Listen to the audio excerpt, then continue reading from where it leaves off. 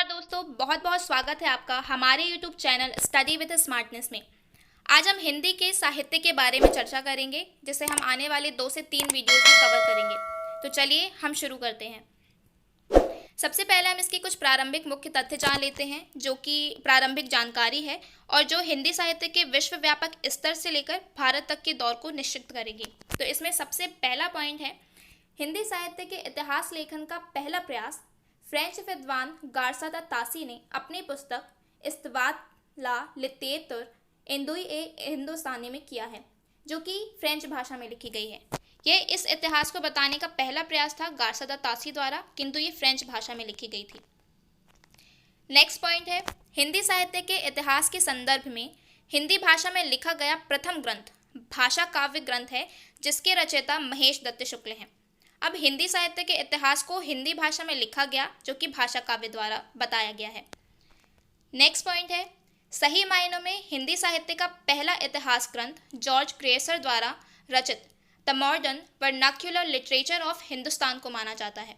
मतलब सही मायनों में इसलिए क्योंकि इस ग्रंथ में इन्होंने हिंदी के इतिहास का बहुत अच्छे से व्याख्यान किया है और काल विभाजन का प्रथम प्रयास जॉर्ज क्रेसर ने ही किया है, यानी उस साहित्य को समझाने के लिए इन्होंने उसे कालों में विभाजित किया है, जिसका सबसे पहले प्रयास जॉर्ज क्रेसर द्वारा ही किया गया है। नेक्स्ट पॉइंट है, हिंदी साहित्य इतिहास लेखन की इस परंपरा में आचार्य रामचंद्र शुक्ल द्वारा रचित ग्रंथ हिंदी साहित्य का इतिहास सर्वोच्च स्थान पर है। यानी कि अब हम जो भी आगे पढ़ेंगे हिंदी साहित्य के इतिहास के बारे में, वो आचार्य रामचंद्र शुक्ल द्वारा ही निर्धारित किए गए विशेषताओं पर आधारित होगा। तो आचार्य रामचंद्र शुक्ल द्वारा हिंदी साहित्य के इतिहास को समझने के लिए इसे 4 भागों में विभाजित किया गया है, यानी इसका काल विभाजन 4 प्रकार से है। पहला आदिकाल, जिसे वीरगाथा काल कहा जाता है। दूसरा पूर्व मध्यकाल, जिसे भक्ति काल कहा जाता है। तीसरा उत्तर मध्यकाल, जिसे रीति काल कहा जाता है। और चौथा है आधुनिक काल, जो अब तक चल रहा है, इसे गद्य काल कहा जाता है। तो आज हम इस वीडियो में आदिकाल के बारे में चर्चा करेंगे। तो चलिए शुरू करते हैं। आदिकाल को आचार्य रामचंद्र शुक्ल द्वारा अपनी कृति हिंदी साहित्य के इतिहास में वीरगाथा काल कहा गया है। आदिकाल का समय संवत 650 से 1350 तक का माना गया है। इस काल की प्रधान प्रवृत्ति वीरता की थी, अर्थात इस काल में वीर गाथात्मक ग्रंथों की प्रधानता रही है। अलग अलग विद्वानों ने अलग अलग नामकरण किया है आदिकाल का, जैसे जॉर्ज क्रेसर द्वारा चारण काल, मिश्र बंधु ने प्रारंभिक काल कहा, रामचंद्र शुक्ल ने वीर गाथा काल कहा, राहुल सांकृत्यायन ने इसे सिद्ध सामंत काल कहा, महावीर प्रसाद द्विवेदी ने इसे बीज वपन काल कहा, विश्वनाथ प्रसाद ने वीर काल, हजारी प्रसाद द्विवेदी ने इसे आदि काल और राम कुमार वर्मा ने इसे संधि काल तथा चारण काल कहा है। शुक्ल ने इस काल की 12 रचनाओं का उल्लेख किया है, यानी आदि काल में मुख्यतः शुक्ल जी ने 12 रचनाओं की व्याख्या की है, जिसमें ये 12 रचनाएं इस प्रकार हैं। विजयपाल रासो, जो नल सिंह द्वारा रचित है। हमीर रासो शांगधर द्वारा। कीर्तिलता विद्यापति द्वारा, कीर्ति पताका विद्यापति द्वारा। कुम्मर रासो दलपति विजय द्वारा। पीसल देव रासो नरपति नाल द्वारा। पृथ्वीराज रासो चंद बरदाई द्वारा। जयचंद्र प्रकाश भट्ट के केदार द्वारा। जय मयंक जस चंद्रिका मधुकर द्वारा रचित। परमाल रासो जगनिक द्वारा रचित। खुसरो की पहेलियाँ अमीर खुसरो द्वारा रचित और विद्यापति की पदावली विद्यापति द्वारा रचित हैं। ये 12 रचनाएं मुख्य रूप से इस काल में व्यक्त की गई हैं। आदि काल को 6 भागों में विभाजित किया गया है। जैसे हिंदी साहित्य को समझने के लिए उसे 4 भागों में विभाजित किया, उसी में से आदि काल को भी समझने के लिए उसे 6 भागों में विभाजित किया गया, जिसमें से पहला सिद्ध साहित्य, दूसरा जैन साहित्य, तीसरा नाथ साहित्य, चौथा रासो साहित्य, पांचवा लौकिक साहित्य और छठवां गद्य साहित्य है। तो सबसे पहले हम सिद्ध साहित्य के बारे में पढ़ते हैं। सिद्ध साहित्य की बात करें तो सिद्धों की संख्या 84 बताई गई है, यानी कुल 84 सिद्धों की संख्या है।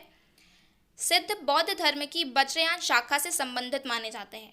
यहाँ वज्रयान का मतलब है जो भारत का पूर्वी भाग है, बिहार से असम तक का, यहाँ पे जो बौद्ध तंत्र सक्रिय था उन्हें वज्रयान कहा गया है। तो जो सिद्ध हैं वो उसी बौद्ध धर्म की वज्रयान शाखा से संबंधित हैं। सिद्धों ने ही महासुखवाद का प्रवर्तन किया है।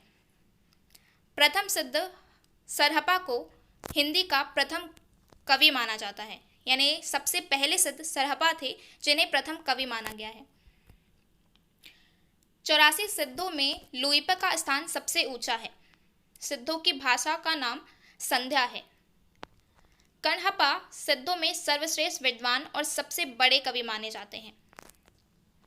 सिद्धों ने ब्राह्मणवाद, जाति पाति और झूठे आचारों का तीव्र खंडन किया है। सिद्धों ने चार्यापद और दोहे रचे। यहाँ चार्यापद का मतलब है जो सिद्धों की वाणी होती थी, उसे गीतों के रूप दिए जाते थे, उसे चार्यापद कहा जाता था। तो हरप्रसाद शास्त्री ने अपने बौद्धगान और दोहा में और राहुल सांकृत्यायन ने अपने हिंदी काव्यधारा में इन चार्यापद और दोहों का संकलन किया है। अगर हम सिद्ध साहित्य की प्रमुख रचनाओं के बारे में देखें तो इसमें सरहपा द्वारा रचित दोहा कोश, शवरपा द्वारा रचित चार्यापद और डोम्भिपा द्वारा रचित योगचर्या प्रमुख हैं। यहाँ पे याद रखने वाली बात यह है कि अगर हम सिद्ध साहित्य के रचनाकारों के बारे में बात करते हैं तो उसमें हर रचनाकार के नाम के अंत में पा शब्द जोड़ा जाता है, जैसे सरहपा या शवरपा, इस तरह से। नेक्स्ट है नाथ साहित्य। सिद्धों के स्वच्छंदतावाद की प्रतिक्रिया स्वरूप नाथ पंथ का जन्म हुआ। यहाँ स्वच्छंदतावाद जो है एक आंदोलन का नाम है, बौद्ध आंदोलन का नाम है। तो इस आंदोलन के फलस्वरूप ही नाथ पंथ का जन्म हुआ था। नाथ ब्रह्मचर्य और योगाभ्यास पर बल देते थे, जबकि सिद्ध काया साधना पर बल देते थे। काया साधना मतलब आत्मज्ञान न केवल मन के स्तर पर बल्कि शरीर के स्तर से भी प्राप्त किया जाता था, जबकि जो नाथ थे वो ब्रह्मचर्य और योगाभ्यास पर ज़्यादा बल देते थे। नाथों की संख्या 9 मानी गई है। नाथ पंथ के प्रवर्तक गोरखनाथ को माना गया है। गोरखनाथ की लगभग 40 रचनाएं हैं, जिनमें से प्रमुख है बदी, पद, प्राण संकली, आत्मबोध, सप्तबार, रामबाली, पंचमात्रा इत्यादि। नीति और साधना की व्यापकता के साथ साथ गोरखनाथ की रचनाओं में गुरु महिमा, इंद्रिय निग्रह, प्राण साधना, वैराग्य मना साधना, कुंडलिनी जागरण, शून्य समाधि आदि का वर्णन मिलता है। गोरखनाथ ने पतंजलि के योग को आधार बनाकर हठ योग का प्रवर्तन किया है। नाथ पंथ के प्रमुख कवियों में चौरंगीनाथ, गोपीचंद, भरथरी, चलंदीपाव, गाहिड़ीनाथ, चरपटनाथ, आदिनाथ, मत्स्येंद्रनाथ ये मुख्य हैं। मतलब ये 8 कवि हैं और गोरखनाथ को मिलाकर कुल 9 कवि हो जाते हैं।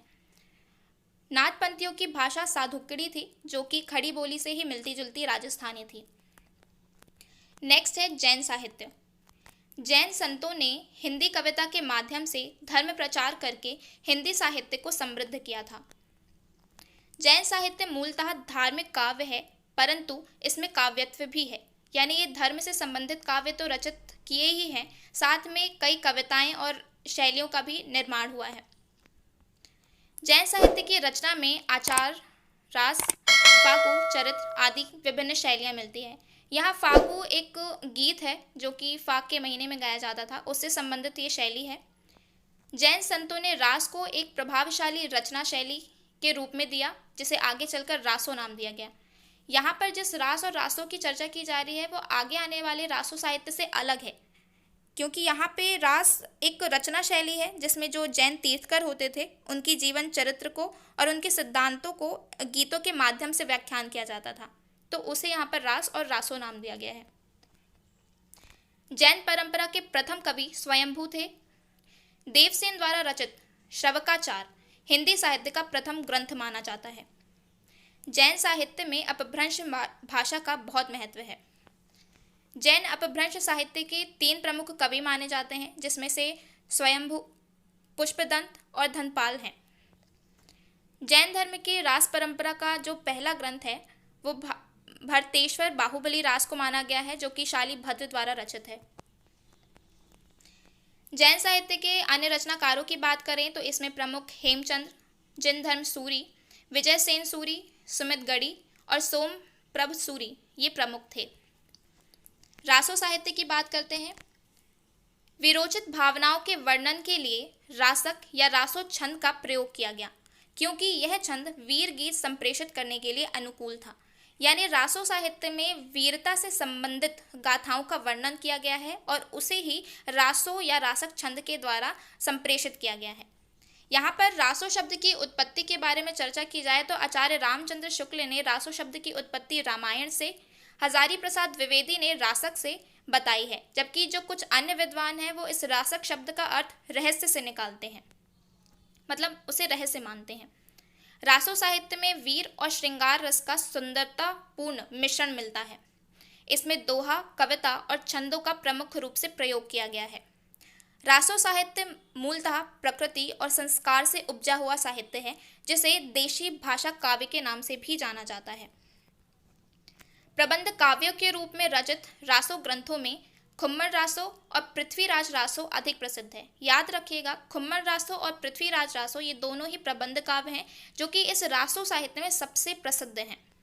कुछ अन्य रचनाओं की बात करें तो बीसल देव रासो, जिसके रचना कवि नरपति नाल हैं और इसमें श्रृंगार रस की प्रधानता है और इसमें राजस्थानी भाषा है। हमीर रासो की बात करें तो इसके कवि शांगधर जी हैं। परमाल रासो, जिसे आल्हा खंड भी कहा जाता है, इसके रचयिता जगनिक जी हैं और इस रचना के कारण ही जो आल्हा लोकगीत है वो शैली बनी है। विजयपाल रासो, जिसके रचयिता नल सिंह भाट जी हैं और इसमें वीर रस की प्रधानता है। रणमल छंद, इसके रचयिता श्रीधर जी हैं और इसकी भाषा डिंगल। पृथ्वीराज रासो की बात करें तो वीर गाथा काल का सबसे प्रसिद्ध ग्रंथ है, जिसके रचयिता चंद्रबरदाई जी हैं। यह एक प्रबंध काव्य है और आचार्य रामचंद्र शुक्ल ने चंद्रबरदाई को हिंदी का प्रथम कवि और पृथ्वीराज रासो को प्रथम महाकाव्य माना है। इसमें छंद, दोहा, तोमर, त्रोटक और आर्य छंदों का अधिक प्रयोग किया गया है। इसकी मुख्य भाषा तो डिंगल थी, किंतु इसके अतिरिक्त संस्कृत, पाली, प्राकृत और खड़ी बोली जैसे शब्दों का भी इसमें प्रयोग किया गया है। नेक्स्ट है लौकिक साहित्य। लौकिक साहित्य लोकाश्रित था, जिससे विभिन्न लोक साहित्य की रचना हुई। जो हमने पहले साहित्य पढ़े हैं वो धर्माश्रित थे, यानी धर्मों पर आश्रित थे, लेकिन ये जो लौकिक साहित्य है वो लोकाश्रित है, जिससे लोक साहित्य की रचना हुई है। लौकिक साहित्य की रचनाओं में ढोला मारू दुहा, बसंत विलास, जयचंद्र प्रकाश ये प्रमुख हैं। अगर हम ढोला मारू दुहा की बात करें तो यह राजस्थान में प्रसिद्ध श्रृंगार रस से पूर्ण और पुरानी राजस्थानी भाषा में लिखा गया है। जयचंद्र प्रकाश, जिसके रचनाकार भट्ट केदार हैं, ये एक महाकाव्य है। बसंत विलास, जिसके रचयिता अज्ञात हैं, यानी इनके रचनाकार का नाम पता नहीं है और यह एक पिंगल भाषा में लिखा गया काव्य है। अमीर खुसरो, इन्हें खड़ी बोली हिंदी का प्रथम कवि माना जाता है। इन्होंने फारसी और खड़ी बोली में खालिकबारी, पहेलियाँ, मुकरियाँ, गज़ल आदि की रचना की है। अगर संगीत क्षेत्र में देखें तो इन्होंने कव्वाली, तराना गायन शैली और सितार वाद्य यंत्र का आविष्कार किया है।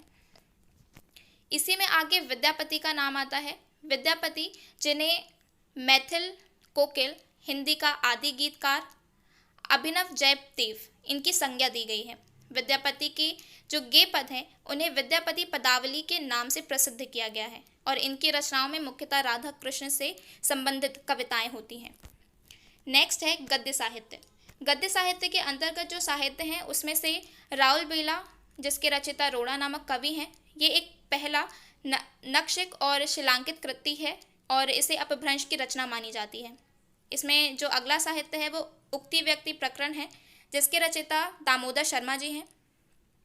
नेक्स्ट साहित्य जो इसमें आता है वो वर्ण रत्नाकर है, जो कि मैथिली की पहली गद्य रचना मानी जाती है और जिसके रचयिता ज्योतिरीश्वर ठाकुर माने जाते हैं।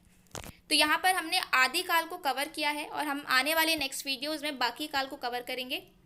देखने के लिए धन्यवाद। Thanks for watching study with smartness. Please like, share